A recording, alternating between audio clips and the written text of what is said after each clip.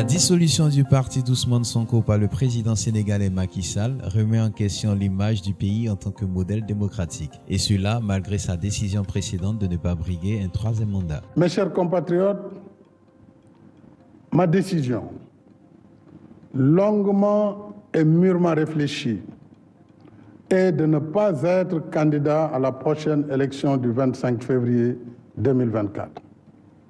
Et cela, même si la Constitution m'en donne le droit. Alors que la multiplication des coups d'État militaires en Afrique de l'Ouest ébranle les fragiles édifices démocratiques issus de la décolonisation, la décision du président sénégalais Macky Sall, annoncée le 3 juillet de ne pas briguer un troisième mandat lors de l'élection présidentielle de février 2024, avait résonné comme un soulagement et un signe de responsabilité politique. Un mois plus tard, Macky Sall risque de compromettre le capital de sympathie qu'il s'était alors acquis. En prenant une mesure grave, rarissime dans son pays, la dissolution par décret le 31 juillet du parti de son principal opposant, Ousmane Sonko. Ousmane Sonko, ancien inspecteur des impôts, a été fortement critiqué pour ses positions nationalistes, traditionnalistes et ses discours anti-français et anti-homosexuels. Sa popularité s'est construite en dénonçant la corruption des élites qu'il accuse de se vendre aux intérêts étrangers. Le 1er juin, Sonko a été condamné à 2 ans de prison ferme pour viol, ce qui a suscité des émeutes meurtrières. Il a toujours justifié ses appels à la révolte en prétendant être victime d'un harcèlement judiciaire. Le 28 juillet, Sonko a été arrêté et incarcéré pour d'autres crimes, notamment l'appel à l'insurrection et l'atteinte à la sûreté de l'État. 4 jours plus tard, son parti politique, le Patriote africain du Sénégal pour le travail, l'éthique et la fraternité, PASTEF, a été dissous. Cette série de charges, ajoutées à des condamnations précédentes, compromet sérieusement sa candidature à l'élection présidentielle de 2024.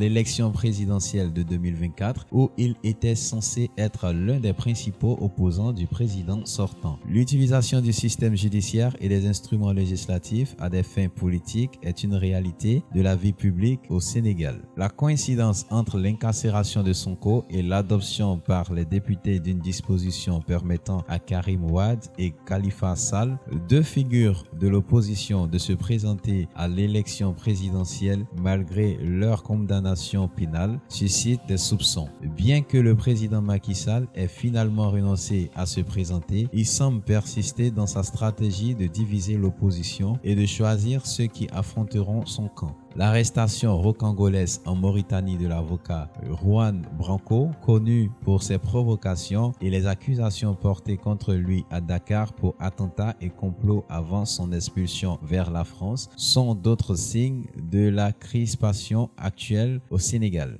Monsieur le procureur de la République, nous sommes venus ici vous dire que nous n'avions pas peur.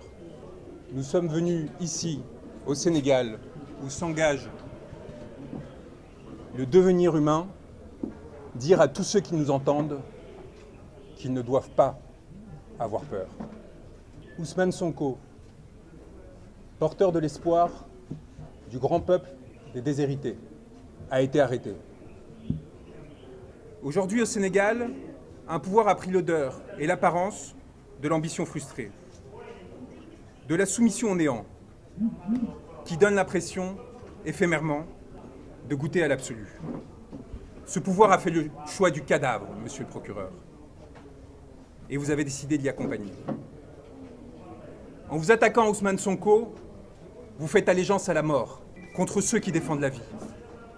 Je suis venu vous dire, au nom de cet homme que vous a décidé de faire emprisonner, que nous n'avons pas peur.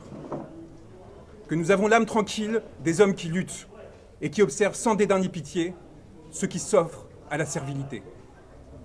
Je suis venu prêter main forte à ceux qui ont décidé de défier le malheur et la fatalité.